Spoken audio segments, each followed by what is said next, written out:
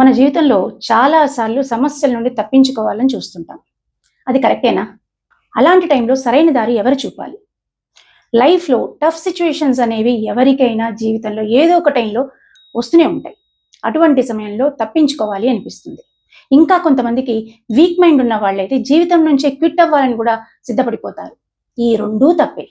అయితే ఇలాంటి టైంలో ధైర్యం చెప్పేవాళ్ళు, మార్గం చూపేవాళ్ళు, నమ్మకాన్ని కలిగించే వాళ్ళు ఉండాలి.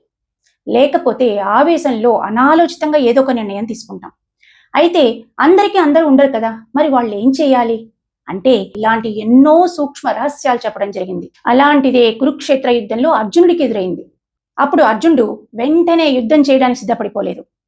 నేను ఎవరితో యుద్ధం చేయబోతున్నానో తెలుసుకోవాలి అనుకున్నాడు. అప్పుడు శ్రీకృష్ణ పరమాత్మ ఎవరైతే నీకేంటి అర్జున, నీవు యుద్ధం చేయాల్సిందే కదా అని నిరుత్సాహపరచలేదు.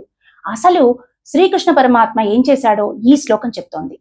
సంజయ ఉవాచ ఏవముక్తో హృషీకేశో గుడాకేశేన భారత సేనయోరుభయోర్మధ్యే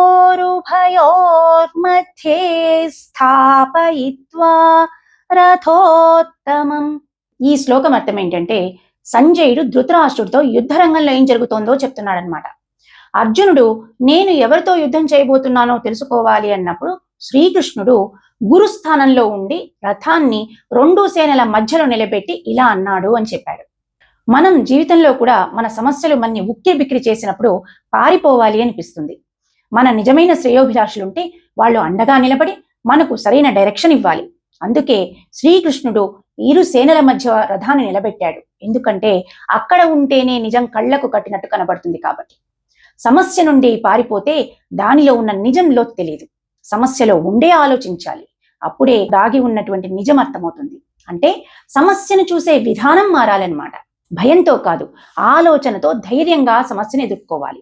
ఎప్పుడైతే సమస్యను చూసి భయపడతామో అది మనని పరిగెత్తిస్తుంది. అదే దానిని ఎదుర్కొని నిలబడితే సమస్య మన నుండి పారిపోతుంది. ఎప్పుడూ జీవితం సేఫ్గా కంఫర్ట్గా ఉండాలని ఎదురు చూడకూడదు. ప్రతి సమస్యలో కూడా మన సేఫ్టీ కంఫర్ట్స్ని ఎత్తుక్కోవాలి. అంతే. లైఫ్లో క్లారిటీ రావాలంటే ప్రాబ్లమ్స్ని ఫేస్ చేయాల్సిందే. సత్యం అనేది ఎప్పుడు కంఫర్ట్గా ఉండదు, కానీ మనని కరెక్ట్ డెసిషన్ వైపు నడిపిస్తుంది. ప్రాబ్లమ్స్ అనేవి ఎప్పుడు పనిష్మెంట్స్ కావు, మనని జీవితంలో నిలబెట్టడానికి ప్రిపరేషన్స్ మాత్రమే. మన వెల్ విషర్స్ ఎవరైనా కూడా మన బాధలని కానీ కష్టాలను కానీ తప్పించలేరు, కానీ మనము ఆ సమస్యల్ని ఎలా చూడాలో ఎలా అర్థం చేసుకోవాలో మాత్రం ఆ స్థితికి మనల్ని తీసుకుని వెళ్తారు.